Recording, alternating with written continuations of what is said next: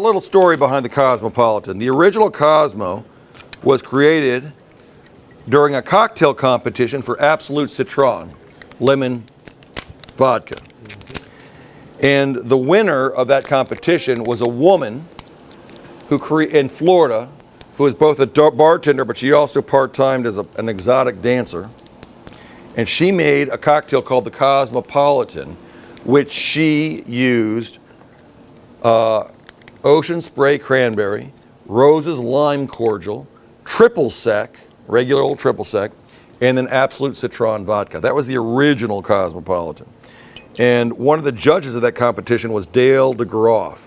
Dale DeGroff is one of the most famous mixologists in the world. He's considered the godfather of modern mixology. He's a dear friend of mine, and I've known him for years, but he was also the head bartender at the Rainbow Room at Rockefeller Plaza. And he took that same recipe and he added fresh lime juice and he used Cointreau instead of triple sec. And back then he only had ocean spray cranberry, and he balanced it out and he made this really delicious cocktail called the Cosmopolitan, which became famous at the Rainbow Room in New York City. And pretty soon every other restaurant in New York City wanted to make this pink drink called the Cosmopolitan. It's not red, it's pink, you know that, right? You go to 30 different restaurants and you order a Cosmo, you're gonna get 30 different cocktails. And sometimes if it's clear and it's red, because sometimes that's what it looked like on Sex and the City, so people thought it was red and clear.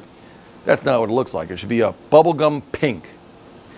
And so he made that, and every restaurateur wanted to have the same cocktail in New York City. And then Sex and the City came out with Sarah Jessica Parker and her friends, which were 30-something-year-old women who were powerful and had careers and had money and were sexually liberated, and every woman in the world wanted to drink what they were drinking, and all the guys were like secretly, I want to drink that too. So it became a global phenomenon, and suddenly everybody wanted this cocktail called a Cosmopolitan. It's kind of fallen out of vogue in recent years, but people still order them all the time, don't they? It used to be the #1 ordered cocktail in the United States. Now it's the margarita. The margarita is, Americans order 186,000 margaritas per hour in this country. It's amazing, right? 186,000 per hour.